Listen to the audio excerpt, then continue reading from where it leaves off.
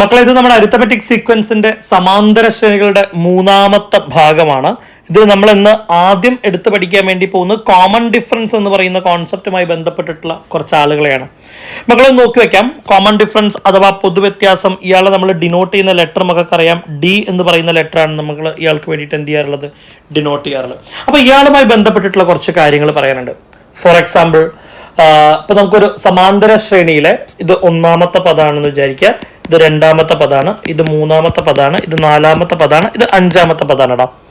അപ്പോൾ അങ്ങനെയുള്ളൊരു കോൺസെപ്റ്റ് നമ്മൾ എഴുതി വെക്കുമ്പോൾ ഇവർ തമ്മിൽ ഒരു പൊതുവ്യത്യാസമാണ് ദൂരം, ഇവർ തമ്മിലുള്ള ദൂരം ഒരു പൊതുവ്യത്യാസമാണ്, ഇവർ തമ്മിൽക്കിടയിലുള്ള ദൂരം. അപ്പോൾ ഇതൊക്കെ പൊതുവ്യത്യാസമാണെന്ന് അറിയാം. അപ്പം അത്തരത്തിൽ നമ്മളോട് ചോദിക്കുകയാണെങ്കിൽ ഒന്നാമത്തെ പദവും മൂന്നാമത്തെ പദവും ആരാന്ന് ചോദിച്ചു കഴിഞ്ഞാൽ നമുക്കറിയാം രണ്ട് പൊതുവ്യത്യാസമാണെന്ന് പറയാം. ഒന്നാമത്തത് ഇങ്ങോട്ടേക്കാണെന്ന് ചോദിച്ചു കഴിഞ്ഞാൽ മൂന്ന് പൊതുവ്യത്യാസം. അപ്പം ആ രീതിയിലും വേണമെങ്കിൽ നമ്മൾ പഠിച്ചിട്ടുള്ള ഒരു സാധനത്തെ വളച്ചൊടിച്ച് നമുക്ക് എന്ത് ചെയ്യാം, ചോദ്യങ്ങളൊക്കെ ഉണ്ടാക്കാൻ വേണ്ടിയിട്ട് സാധിക്കും. ഇനി അതല്ലടാ, മറ്റൊരു ഐഡിയ കൂടെ പറയാനുണ്ട്. രണ്ട് വ്യത്യസ്ത പദങ്ങളാണ് പറയുന്നത്. അപ്പം നമുക്ക് അറിഞ്ഞൂടാ കേട്ടോ, ഞാൻ ഈ 4, 5, 2 എന്നൊക്കെ പറയുന്നത് പോലെ ഞാൻ തൽക്കാലത്തേക്ക് എണ്ണാമത്തെ ഒരു പദവും തന്നിട്ടുണ്ട്. കുറെ അപ്പുറത്ത് നമുക്ക് അറിഞ്ഞുകൂടാ, കുറെ അപ്പുറത്തുള്ള എം എന്ന് പറയുന്ന ഒരു പദവും തന്നിട്ടുണ്ടെന്ന് വിചാരിക്കാം. അങ്ങനെയാണെങ്കിൽ പൊതുവ്യത്യാസം കണ്ടുപിടിക്കാൻ പറഞ്ഞ മക്കളെ, അവിടെ നമുക്കൊരു ഇക്വേഷൻ പഠിക്കാം. D is equal to x m minus x n by M minus n. ഇത്തരത്തിലൊരു സമവാക്യം വെച്ചുകൊണ്ട് നമുക്ക് എന്ത് ചെയ്യാം, നമുക്ക് നമ്മുടെ പൊതുവ്യത്യാസത്തിലേക്ക് എത്താൻ വേണ്ടി പറ്റും. ഇപ്പം മേ ബി ഇത് കേൾക്കുമ്പോൾ ഭയങ്കര കൺഫ്യൂസിങ് എലമെന്റ് ആയിട്ട് തോന്നും. ഡോൺ വറി, നമ്മൾ ഇതിന്റെ ചോദ്യം ചെയ്യുന്ന സമയത്ത് നമുക്ക് മനസ്സിലാവും വളരെ സിമ്പിൾ ആയിട്ടുള്ള ഒരു എലമെന്റ് ആണ് ഈ പറഞ്ഞ ആളെ നമുക്ക് ചെയ്തെടുക്കാൻ വേണ്ടിയിട്ട്. ഓക്കെ, ഏറ്റവും ബേസിക് ആയിട്ട് നിങ്ങൾ ശ്രദ്ധിക്കേണ്ട കണ്ടന്റ് ഈ പറഞ്ഞിട്ടുള്ള ടോപ്പിക്കിൽ എവിടെയാണ്. എടാ, അങ്ങനെയാണെങ്കിൽ നമുക്ക് ടെക്സ്റ്റ് ബുക്കിലെ പേജ് നമ്പർ 25 തന്നിട്ടുള്ള ചോദ്യങ്ങൾ നോക്കാം. അവിടെ വിട്ടുപോയിട്ടുള്ള ഭാഗങ്ങൾ പൂരിപ്പിക്കാൻ വേണ്ടിയിട്ടാണ് എന്ത് ചെയ്യുന്നത് മക്കളെ പറയുന്നത്.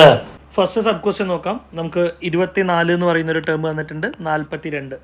അപ്പം അടുത്ത ആളെ അറിയണമെങ്കിൽ നമുക്ക് അവിടുത്തെ പൊതുവ്യത്യാസം ഡി ആരാന്നുള്ളത് എന്ത് ചെയ്യണം മക്കളെ, കാൽക്കുലേറ്റ് ചെയ്യണം. അപ്പം ഡി ആരാന്നുള്ളത് അറിയാൻ എളുപ്പമാണടാ. ഈ കാണുന്ന 42 നിന്നും 24 മൈനസ് ചെയ്ത് കഴിഞ്ഞാൽ നമുക്ക് കിട്ടും. അങ്ങനെയാകുമ്പോൾ നമുക്ക് ഡി എന്ന് പറയുന്ന ആൾ 18 മനസ്സിലാവും. അങ്ങനെയാണെങ്കിൽ 42 കഴിഞ്ഞിട്ട് അടുത്ത ആര് വരുന്നു എന്ന് അറിയാൻ വേണ്ടി 42ൻ്റെ കൂടെ 18 ആഡ് ചെയ്താൽ മതി. ഈ കാണുന്ന ആൾ 60 ആണെന്ന് നമുക്ക് എന്ത് ചെയ്യും, ആൻസർ കിട്ടും. അതുപോലെ തന്നെ അടുത്ത ആളെ കിട്ടാൻ വേണ്ടിയിട്ട് ഈ കാണുന്ന 60യുടെ കൂടെ നിങ്ങൾ എന്ത് ചെയ്യുക, വീണ്ടും 18 ആഡ് ചെയ്ത് നമുക്ക് അയാളെ 78 എന്ന് എഴുതാൻ വേണ്ടി പറ്റും. സിമ്പിൾ ആയിട്ടുള്ള പരിപാടി.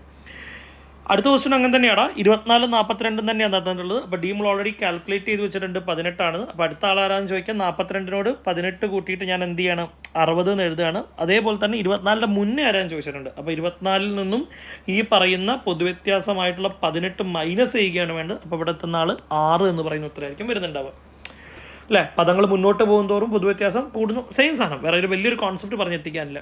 നോക്കടാ, ഇവിടെ 24 തന്നിട്ടുണ്ട്, അതിൻ്റെ ബാക്കിൽ ആരാന്നില്ല സെയിം. ഇവിടുത്തെ പൊതുവ്യത്യാസവും 18 അപ്പോൾ നമുക്ക് അവിടെ എഴുതാം. നമ്മൾ ഓൾറെഡി 6 എന്ന് എഴുതിയിട്ടുണ്ട്. അടുത്ത ആൾ വരുമ്പോൾ 6 നിന്നും 18 കുറയ്ക്കേണ്ട ഒരു സാഹചര്യം വരുന്നു. അപ്പോൾ നമുക്ക് എന്ത് ചെയ്യും, ഒരു ന്യൂനസംഖ്യ നെഗറ്റീവ് നമ്പർ കിട്ടും, -12 എന്ന് പറയുന്നതാണ് അവിടെ ആൻസർ ആയിട്ട് വരുന്നുണ്ട്. ഇതുവരെ എഴുതിയ ടോപ്പിക്കുകളൊന്നും തന്നെ ഒരു പ്രയാസമുണ്ടാകുന്ന ടോപ്പിക്കല്ല എന്ന് ഞാൻ മനസ്സിലാക്കുന്നു. എടാ, അങ്ങനെയാണെങ്കിൽ മക്കളെ 4ാമത്തെ ക്വസ്റ്റ്യൻ പഠിക്കാൻ മറ്റൊരു കോൺസെപ്റ്റിലേക്ക് കൂടെ മക്കൾ എന്ത് ചെയ്യേണ്ടതായിട്ട് വരും, പഠിക്കേണ്ടതായിട്ട് വരും. നമുക്കൊന്ന് നോക്കി നോക്കാം എങ്ങനെയാണ് ഈ പറയുന്ന കാര്യം നമ്മൾ ചെയ്യേണ്ടതെന്നുള്ളത് നോക്കി നോക്കാം. നമ്മളിപ്പോൾ ചെയ്ത പാറ്റേണിൽ ചെയ്യാം, പക്ഷേ അതല്ല, ഞാനൊരു വ്യത്യസ്ത പാറ്റേണിൽ ചെയ്യാൻ വേണ്ടിയിട്ടാണ് ഉദ്ദേശിക്കുന്നത്. എടാ, എയും, കാരണം ഇത് നന്നായി പഠിച്ചത് പരീക്ഷയ്ക്ക് ഉപകാരം വരുന്നൊരു ടോപ്പിക്കാണ്. എ ബി സി ഒരു സമാന്തര ശ്രേണിയിലെ അരിത്തമെറ്റിക് സീക്വൻസിൽ അടുത്തടുത്തുള്ള ടേം ആണെന്ന് വിചാരിച്ചോളൂ മക്കളെ. അങ്ങനെയാണെങ്കിൽ ഇപ്പോൾ തമ്മിലൊരു കണക്ഷൻ ഞാൻ പറയാം. ബി എന്ന് പറഞ്ഞു കഴിഞ്ഞാൽ a+c/2 ആണ്. ഇതൊന്ന് പഠിച്ചു വെച്ചേക്കണം കേട്ടോ. B is equal to a+c/2. നമുക്കൊരു എക്സാമ്പിൾ നോക്കാം. ഞാനിപ്പോൾ ഡയറക്റ്റായിട്ട് ചോദ്യത്തിലേക്ക് പോകാണ്ട് ഞാനൊരു എക്സാമ്പിൾ കാണിച്ചിട്ട് ചോദ്യത്തിലേക്ക് പോകാം. അങ്ങനെയാണെങ്കിൽ നമുക്ക് എന്താവുള്ളൂ, മനസ്സിലാവുള്ളൂ. ഫോർ എക്സാമ്പിൾ, ഒരു 2, 4, 6 ഇതൊരു അരിത്തമെറ്റിക് സീക്വൻസിലെ പാർട്ടാണല്ലോ, ശരിക്കും ഒരു സമാന്തര ശ്രേണിയുടെ ഭാഗമാണല്ലോ. ഇവിടുത്തെ കോമൺ ഡിഫറൻസ് പൊതുവ്യത്യാസം എന്ന് പറഞ്ഞാൽ 2 ആണ്. ഇതിലെ മിഡിൽ ടേം ആയിട്ടുള്ള 4 എന്ന് പറയുന്ന ആൾ തന്നെയാണ് എപ്പോഴും എനിക്ക് മക്കളെ കിട്ടുക, രണ്ടറ്റത്ത് കാണുന്ന ആളുകൾ 2ഉം 6ഉം ആഡ് ചെയ്ത് 2 കൊണ്ട് ഡിവൈഡ് നോക്കി നോക്കിയടാ. 2ഉം 6ഉം ആഡ് ചെയ്താൽ 8 ആണ്, 8നെ 2 കൊണ്ട് ഡിവൈഡ് ചെയ്താൽ 4 ആണ്. തിരിച്ച് നമ്മൾ ആരിലേക്ക് എത്തുകയാണ്, ഇങ്ങോട്ടേക്ക് എത്താം. അങ്ങനെ ഒരു കണക്ഷൻ ഉണ്ട്. അങ്ങനെയാണെങ്കിൽ ഞാൻ പറഞ്ഞിട്ടുള്ള ആ കണക്ഷൻ ഒന്ന് മക്കളും ഈ ചോദ്യത്തിലേക്ക് നോക്കി നോക്കടാ. ഈ ചോദ്യത്തിലേക്ക് വരുന്ന സമയത്ത് 24, 42 ഇവർ മൂന്നാലും നമ്മൾ പറഞ്ഞ പോലെ എയും ബിയും സി അല്ലേ, അങ്ങനെയാണെങ്കിൽ ബി എന്ന് പറഞ്ഞാൽ ഈ രണ്ടാൾക്കാരെയും കൂട്ടിയിട്ട് 2 കൊണ്ട് ഡിവൈഡ് ചെയ്തായിരിക്കുമല്ലോ. അപ്പോൾ അയാളെ കിട്ടാൻ വേണ്ടിയിട്ട്, ഈ കാണുന്ന മിഡിൽ ടേം കിട്ടാൻ വേണ്ടിയിട്ട് ഞാൻ ചെയ്യുന്ന പരിപാടി എന്ന് പറയുന്നത് 24ഉം 42ഉം ആഡ് ചെയ്യുന്നു. എന്നിട്ട് ഡിവൈഡ് ചെയ്യണം. രണ്ടാളൂടെ ആഡ് ചെയ്താൽ എനിക്ക് 66 എന്ന് പറഞ്ഞ ആളെ കിട്ടുക. ഡിവൈഡഡ് ബൈ 2 ഒറ്റയടിക്ക് ആൻസർ എനിക്ക് കിട്ടി. ആരാണ്? 33 ഈ പറഞ്ഞിട്ടുള്ള സ്ഥലത്ത് ആൻസർ ആയിട്ട് വരേണ്ടത്. ഓക്കെ, അങ്ങനെയാണെങ്കിൽ എനിക്കിവിടെ കോമൺ ഡിഫറൻസ്, പൊതുവ്യത്യാസം എനിക്ക് കണ്ടുപിടിക്കാൻ വേണ്ടി പറ്റും. 33 നിന്ന് 24 മൈനസ് ചെയ്തിട്ട് 9 എന്ന് പറയുന്ന ഉത്തരമാണ് അവിടെ പൊതുവ്യത്യാസം. അടുത്ത ആൾ ആരാന്ന് ചോദിച്ചു കഴിഞ്ഞാൽ 42ൻ്റെ കൂടെ 9 കൂട്ടിയ ആൾ 51. ഇതാണ് ഞാൻ പറയുന്ന ഒരു പാറ്റേൺ. ഇങ്ങനെ നമുക്ക് ചെയ്യാൻ വേണ്ടി പറ്റും. ഇങ്ങനെ അല്ലാതെയും ഈ പറഞ്ഞ സാധനം ഫില്ല് ചെയ്യാം കേട്ടോ. ഞാൻ സജസ്റ്റ് ചെയ്യുന്ന മെത്തേഡ് ഇതാണെടാ. ഞങ്ങളുടെ സെക്കൻഡറി മെത്തേഡോടും മക്കൾക്ക് വേണ്ടി പറയുന്നത്. ഫോർ എക്സാമ്പിൾ നോക്കടാ, ഇവിടുന്ന് ഇങ്ങോട്ടേക്ക് ഒരു പൊതുവ്യത്യാസം ഉണ്ടാവില്ലേ സ്വാഭാവികമായിട്ടും.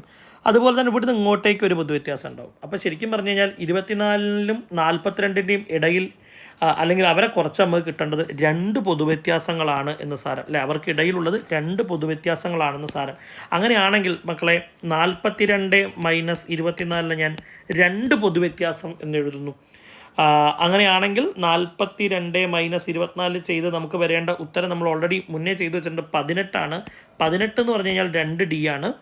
അപ്പോൾ ഡി എന്ന് പറയുമ്പോൾ 18/2 മാറും. ഡി എന്ന് പറയുന്ന ആളെ നമുക്ക് 9 എന്ന് പറയുന്ന ഉത്തരമാണ് ആർക്ക് വേണ്ടിയിട്ട് കിട്ടുക? ഡി എന്ന് പറയുന്ന ആൾക്ക് വേണ്ടിയിട്ട് കിട്ടുക. അപ്പോൾ 24 9 കൂട്ടി 33. അങ്ങനെ വേണമെങ്കിൽ നമുക്ക് ഫില്ല് ചെയ്യാം.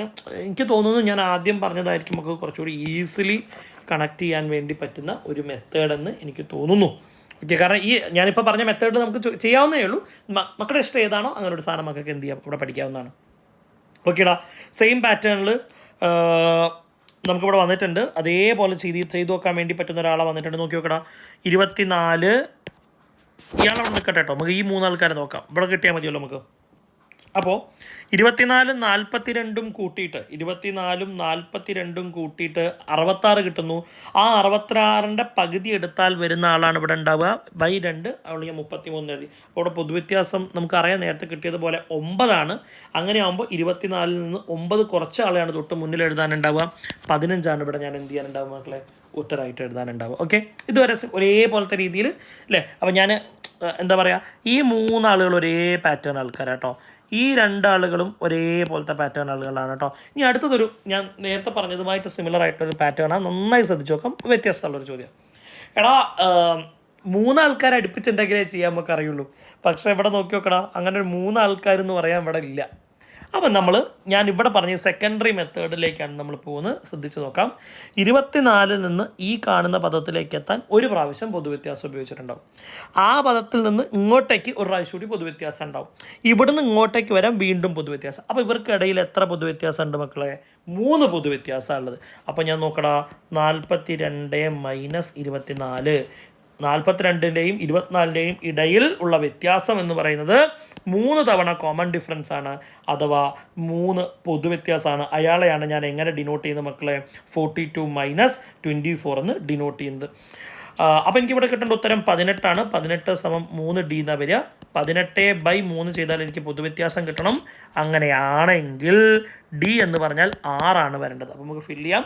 24 കഴിഞ്ഞ് 6 കൂട്ടി 30, 30 കഴിഞ്ഞ് 36, 6 കൂട്ടി 36. ശരിയാണ്, 36നോട് 6 കൂട്ടിയാലാണ് 42 അവിടെ വരേണ്ടത്. ഓക്കെ, ഇതാണ് അതിൽ വളരെ സിമ്പിളായിട്ടുള്ളൊരു പാറ്റേൺ ആണ്. പൊതുവേ നമ്മുടെ പരീക്ഷയ്ക്ക് 2 മാർക്കിന് ചോദിക്കാൻ സാധ്യതയുള്ളൊരു ചോദ്യമാണ്. ഇയാൾ നോക്കി വെച്ചോളൂ.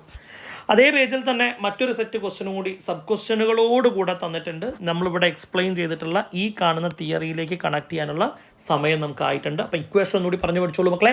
D is equal to XM minus XN/M-N. Okay, ശരി. അങ്ങനെയാണെങ്കിൽ നമുക്ക് നമ്മുടെ ക്വസ്റ്റ്യനിലേക്ക് കിടക്കാം. ചില സമാന്തര ശ്രേണികൾ 2 നിശ്ചിത സ്ഥാനത്തുള്ള പദങ്ങൾ ചൂടെ പറഞ്ഞിരിക്കുന്നു. ഓരോ ശ്രേണിയുടെയും ആദ്യത്തെ 5 പദങ്ങൾ എഴുതാൻ വേണ്ടിയിട്ട്.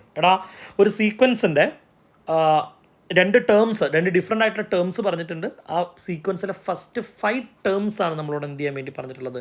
എഴുതാൻ വേണ്ടിയിട്ട് പറഞ്ഞിട്ടുള്ളത്. നമുക്ക് നോക്കി നോക്കാം. മൂന്നാം പദം 34, തേർഡ് ടേം 34 ആണെന്ന് പറയുന്നുണ്ട്. അതേപോലെ സിക്സ്ത് ടേം 67 ആണെന്ന് പറയുന്നുണ്ട്. ഞാൻ പറഞ്ഞതുപോലെ തന്നെ കേട്ടോ, നമുക്ക് ആ ഇക്വേഷനിലേക്കായിട്ട് നമ്മൾ കണക്ട് ചെയ്യാൻ വേണ്ടി പോണ്. നമ്മൾ പഠിച്ചിട്ടുണ്ട് d is equal to x m minus x n by M minus n. ഇങ്ങനെ നമ്മൾ പഠിച്ചിട്ടുള്ളത് ആണോല്ലോ. അങ്ങനെയാണ് നമുക്ക് കണക്ട് ചെയ്യാം കേട്ടോ, സിമ്പിളായിട്ട്. എങ്ങനെയാണ് ഞാൻ എപ്പോഴും അങ്ങനത്തെ ചോദ്യങ്ങൾ നമ്മുടെ ഭാഷയിലേക്ക് കൺവേർട്ട് ചെയ്യാറുണ്ട്. തേർഡ് ടേം 34 നമ്മുടെ ഭാഷയിൽ പറഞ്ഞാൽ ആരാ? x3 is equal to 34. Sixth term 67 നമ്മുടെ ഭാഷയിൽ പറഞ്ഞാൽ എന്താ?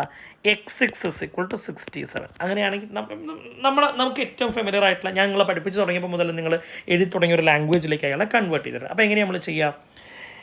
X m minus x n, അപ്പോൾ 67 minus 34 by M minus n 6 minus 3. ഞാൻ എഴുതിയൊരു സംശയമില്ലല്ലോ മക്കളെ. 67 34 ഇവിടുന്ന് വന്നു. ഇതാ ഇങ്ങനെയാണ് മൈനസ് ചെയ്തത്. 6 മൈനസ് 3 ഇതാ ഈ പറയുന്ന ആളെയാണ് മൈനസ് ചെയ്തിട്ടുള്ളത്. അങ്ങനെ ചെയ്താൽ നമുക്ക് ആരെ കിട്ടണം? പൊതുവ്യത്യാസം കിട്ടണം. അപ്പോൾ ഇനി നമുക്ക് ഓരോ ആളുകളായിട്ട് നോക്കാം. 67 മൈനസ് 34 ചെയ്താൽ നമുക്ക് കിട്ടേണ്ട ഉത്തരം എന്ന് പറയുന്നത് 33 ഡിവൈഡഡ് ബൈ 6 മൈനസ് 3 ചെയ്താൽ കിട്ടേണ്ട ഉത്തരം 3. 33 ഡിവൈഡഡ് ബൈ 3 ചെയ്താൽ നമുക്ക് എന്താ കിട്ടുക മക്കളെ? 11 കിട്ടേണ്ടത്. അപ്പോൾ അവിടുത്തെ പൊതുവ്യത്യാസം ആരാന്ന് മക്കളെ മനസ്സിലായി? 11 മനസ്സിലായിട്ടുണ്ട്. ഓക്കെ. അപ്പോൾ മൂന്നാമത്തെ പദം ഉള്ളതുകൊണ്ട് ബാക്കിയുള്ള ആളുകളെ എഴുതുക എന്ന് പറയുന്നത് സത്യത്തിൽ എളുപ്പമുള്ള കാര്യമാണ്.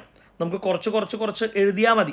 പക്ഷേ അതെല്ലാ സ്ഥലത്തും അപ്ലിക്കബിൾ ആയിട്ടുള്ളൊരു മെത്തേഡ് അല്ലാത്തത് കൊണ്ട് ഞാൻ മറ്റൊരു ടെക്നിക്ക് കാണിക്കേണ്ടത്. അത് എവിടെയും നമുക്ക് ഉപയോഗിക്കാം. അപ്പോൾ നമ്മൾ രണ്ടാമത്തെ പദം മൂന്നാമത്തെ പദം അല്ല, എവിടെ വേണമെങ്കിലും നമുക്ക് ആദ്യത്തെ പദം കണ്ടെത്താനുള്ള ഒരു മെത്തേഡാണ്.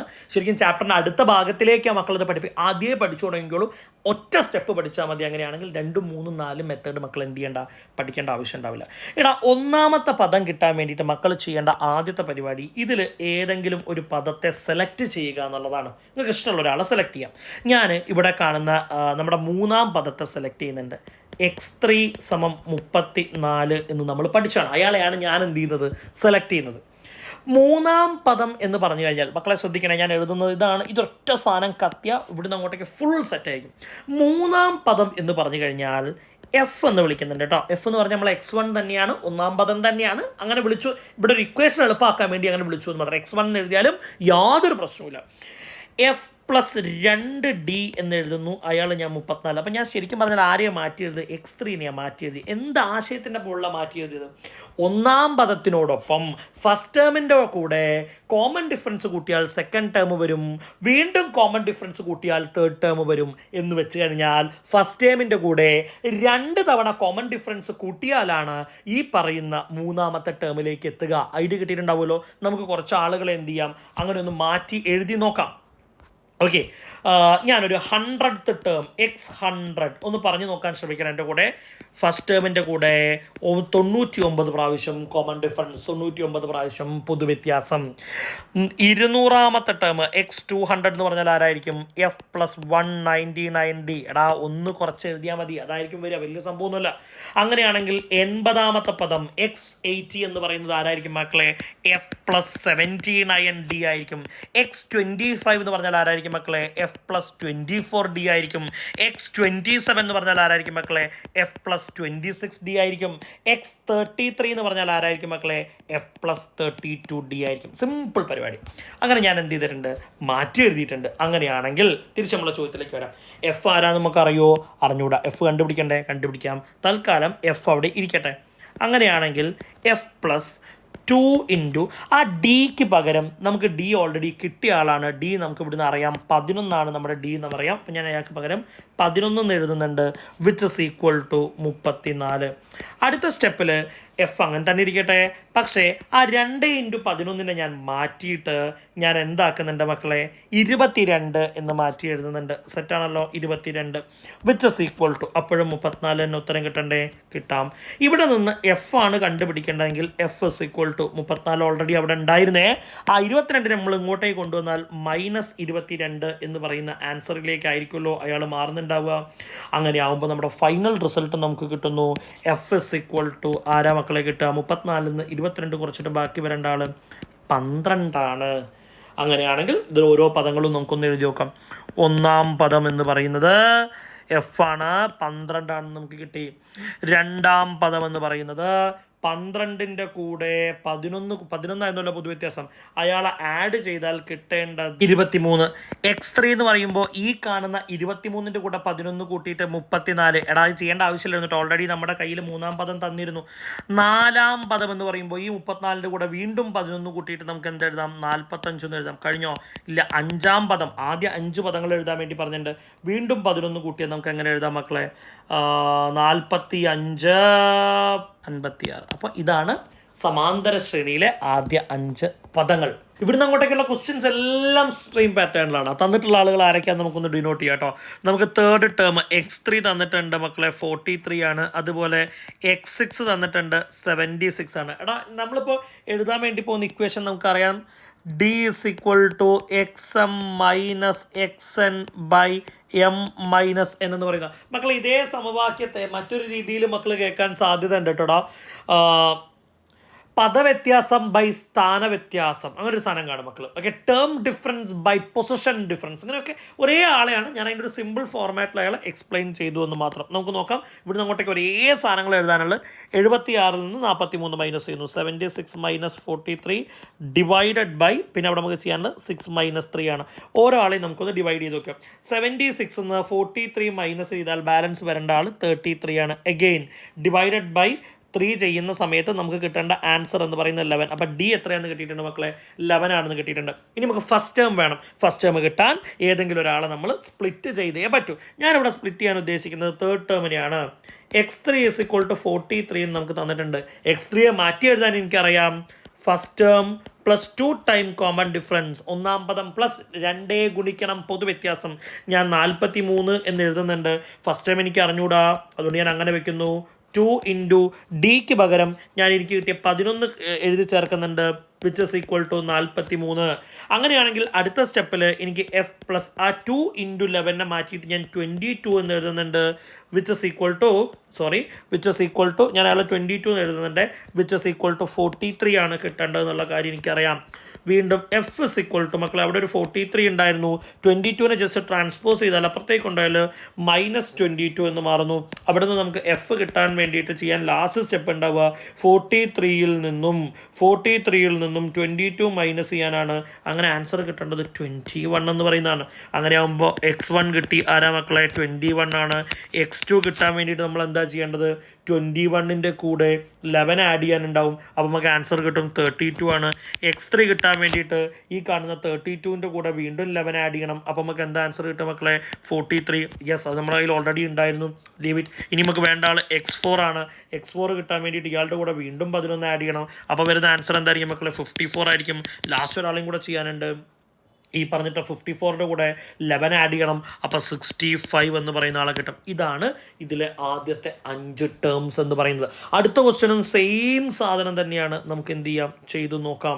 തേർഡ് ടേം പറയുന്നുണ്ട്. അപ്പോൾ നമ്മളോട് പറഞ്ഞിരിക്കുന്ന ആദ്യത്തെ ആൾ x3 എന്ന് പറയുന്ന ആൾ 2 ആണെന്ന് പറയുന്നു. പിന്നെ x5 ഫിഫ്ത്ത് ടേം 5-ാം പദം 3 ആണെന്ന് പറയുന്നുണ്ട്. മക്കളെ സെയിം പാറ്റേൺ ഇക്വേഷൻ പഠിച്ചല്ലേ? ഡി ഇസ് ഈക്വൽ ടു, അതൊക്കെ പാട്ടായിട്ട് പഠിച്ചോട്ടെ. xm minus xn by M minus N, ഒരു പാട്ടൊക്കെ പഠിച്ച് സെറ്റാക്കി വെച്ചോ. അപ്പോൾ D is equal to xm minus xn by M minus N. അങ്ങനെയാണെങ്കിൽ നമുക്കിവിടെ ചെയ്യാനുണ്ടാവുക ആരായിരിക്കും മക്കളെ? നോക്കി നോക്കിടാ. 3 മൈനസ് 2 ഡിവൈഡഡ് ബൈ അല്ലേ 5 മൈനസ് 3 5 മൈനസ് 3. 3 മൈനസ് 2 ചെയ്താൽ 1 കിട്ടേണ്ടതെന്ന് അറിയാം. ഡിവൈഡഡ് ബൈ 5 മൈനസ് 3 ചെയ്താൽ കിട്ടേണ്ട ആൻസർ 1/2. അപ്പോൾ നമുക്കിവിടെ കിട്ടുന്ന ഡി എന്ന് പറയുന്ന ആൾ 1/2 ആണെന്ന് മനസ്സിലായി. ഓക്കെ ആണല്ലോ?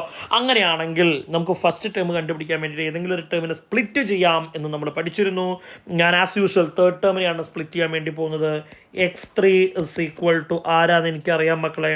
2 ആണെന്നുള്ള കാര്യം എനിക്കറിയാം. അങ്ങനെയാണെങ്കിൽ x3യെ ഞാൻ മാറ്റി എഴുതുന്നു. F plus 2d is equal to 2 എന്ന് ഞാൻ അയാളെ മാറ്റി എഴുതുന്നുണ്ട്. F plus 2 into 1/2 is equal to 2 എന്ന് ഞാൻ അയാളെ മാറ്റി എഴുതുന്നുണ്ട്. ഓക്കെ, ഈ 2 × 1 ചെയ്താൽ കിട്ടേണ്ട ആൻസർ മക്കളെ എഫ് പ്ലസ്, ഈ 2 × 1 ചെയ്താൽ കിട്ടേണ്ട ആൻസർ 2 ആണ്. 2/2 എന്ന് ഞാൻ അയാൾ എഴുതുന്നുണ്ട്, വിച്ച് ഇസ് ഈക്വൽ ടു 2. എടാ ഇതിൻ്റെ ഒരു ആവശ്യമില്ല കേട്ടോ, ഞാൻ ഇത് കഴിഞ്ഞിട്ട് പറയാം. ഞാൻ എല്ലാവർക്കും മറ്റൊരു സ്റ്റെപ്പ് പറഞ്ഞിട്ട് ഞാൻ എന്താ പറയുക സിമ്പിൾ സ്റ്റെപ്പിലേക്ക് വരാമെന്ന് വിചാരിച്ചിട്ടാണ്. എഫ് പ്ലസ് ഈ 2/2 മക്കളെ നമുക്ക് വേണമെങ്കിൽ 1 എന്ന് എഴുതിക്കൂടെ, വിച്ച് ഇസ് ഈക്വൽ ടു 2. അപ്പോൾ എഫ് എന്ന് പറഞ്ഞാൽ ആരാ ഉണ്ടാവുക, 2 - 1, എഫ് ഇസ് ഈക്വൽ ടു 1 എന്നാണ് കിട്ടേണ്ടത്. എടാ ഇങ്ങനെ ചെയ്യേണ്ട ഒരു ആവശ്യമില്ല കേട്ടോ. സെക്കൻഡറി ഇക്വേഷൻ ഞാൻ പറയാം മക്കളെ, ഈ കാണുന്ന സ്റ്റെപ്പിൽ മക്കൾക്ക് 2 ും 2 ഉം ക്യാൻസൽ ചെയ്ത് കളയാം. ഇവിടെ നിന്ന് തന്നെ അടുത്ത step, alternative step, f plus 1 is equal to 2, f is equal to 2 - 1, f is equal to 1 എന്ന് പറയുന്ന സ്റ്റെപ്പിലേക്ക് മക്കൾക്ക് ക്യാൻസൽ ചെയ്തുകൊണ്ട് എത്താം. ഞാൻ ക്യാൻസൽ ചെയ്യാൻ പറ്റാത്ത ആളുകളെയും കൂടെ പരിഗണിച്ചിട്ടാണ് എന്ത് ചെയ്തിട്ടുള്ളത്, ഈ മെത്തേഡ് പറഞ്ഞിട്ടുള്ളത്. അപ്പോൾ നമുക്ക് ഫസ്റ്റ് ടേം കിട്ടി മക്കളെ. അങ്ങനെയാണെങ്കിൽ നമ്മൾ നോക്കടാ, x1 എന്ന് പറയുന്നത് എഫ് ആണ്, x1 എന്ന് പറയുന്നത് എഫ് നമുക്ക് കിട്ടിയത് 1 ആണ്. രണ്ടാമത്തെ ടേം അര കൂട്ടിയാൽ 1/2, 1/2 ആയിരിക്കും കിട്ടുക. x3 എന്ന് പറയുന്ന ആൾ നമുക്കപ്പോൾ കിട്ടുക 1/2 കൂടെ അര കൂട്ടിയിട്ട് 2, ശരിയാണ്. x4 എന്ന് പറയുന്ന ആൾ വീണ്ടും അര കൂട്ടിയാൽ 2.5 ആയിരിക്കും കിട്ടുന്നുണ്ടാവുക മക്കളെ. അടുത്ത ആൾ x5 ആണ്, ആരായിരിക്കും ഇവിടെ കിട്ടുന്നുണ്ടാവുക 3, അതും ശരിയാണ്. അങ്ങനെ നമ്മൾ സക്സസ്ഫുള്ളി ആ മൂന്നാമത്തെ ചോദ്യം എന്ത് ചെയ്തിട്ടുണ്ടാ, കംപ്ലീറ്റ് ചെയ്തിട്ടുണ്ട്. ശരി, moving on to the fourth one. നമുക്ക് അങ്ങനെ എനിക്ക് തോന്നുന്നു 5 ചോദ്യങ്ങളാണ് ബാക്കിയുള്ളത്, പെട്ടെന്ന് ചെയ്യാം.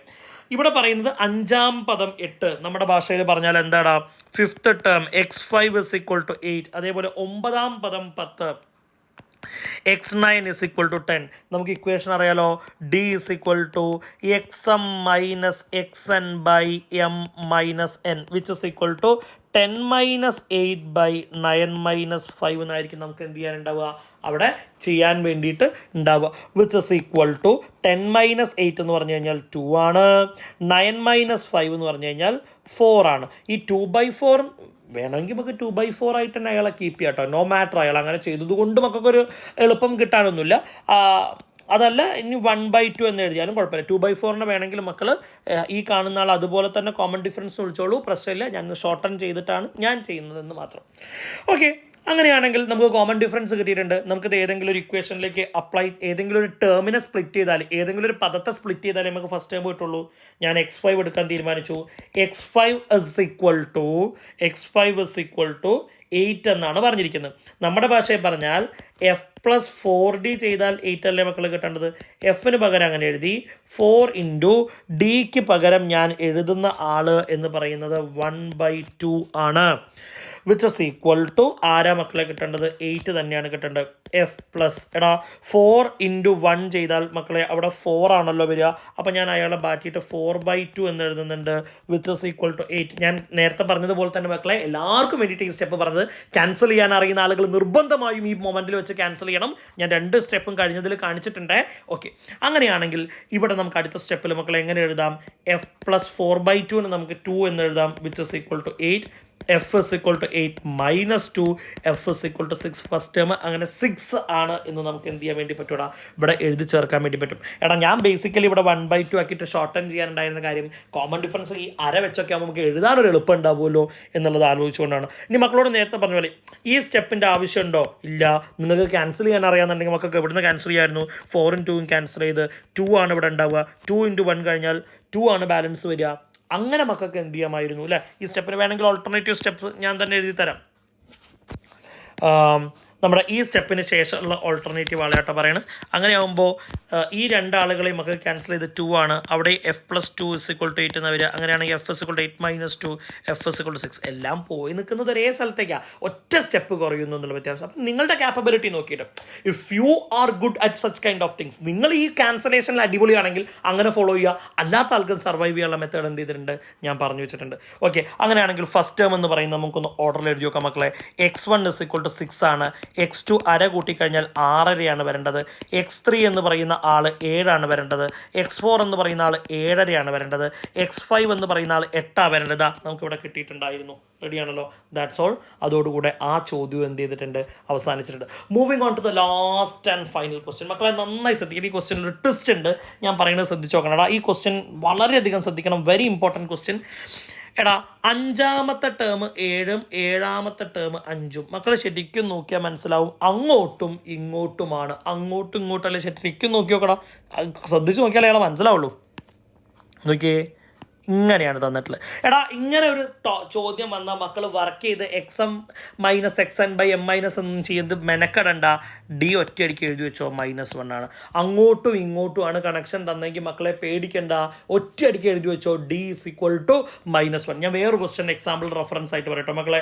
10th ടേം 20 ആണെന്ന് പറയുന്നു, 20th ടേം 10 ആണെന്ന് പറയുന്നു. ഒറ്റയടിക്ക് പറഞ്ഞ D ആരായിരിക്കും ഉണ്ടാവുക? -1 ആയിരിക്കും ഉണ്ടാവുക. ഒറ്റ സ്ട്രെച്ചിൽ നമുക്ക് ആൻസർ പറയാൻ വേണ്ടി പറ്റുന്ന ആളാട്ടോ. അങ്ങനെയാണെങ്കിൽ കോമൺ ഡിഫറൻസ് കിട്ടിയ സ്ഥിതിക്ക് നമുക്ക് ആരെ അപ്ലൈ ചെയ്യാം? ഫസ്റ്റ് ടേം കാൽക്കുലേറ്റ് ചെയ്യാം. അങ്ങനെയാണെങ്കിൽ നോക്കടാ, നമുക്ക് x5 സ്പ്ലിറ്റ് ചെയ്യാം കേട്ടോ. x5 = 7 അല്ലേ പറഞ്ഞ്. നമ്മളെ ഭാഷയിൽ പറഞ്ഞാൽ x5 എന്ന് പറഞ്ഞാൽ ആരാ മക്കളെ? F+4D ആണ് ആര് 7 ആയിട്ട് വരേണ്ടത്.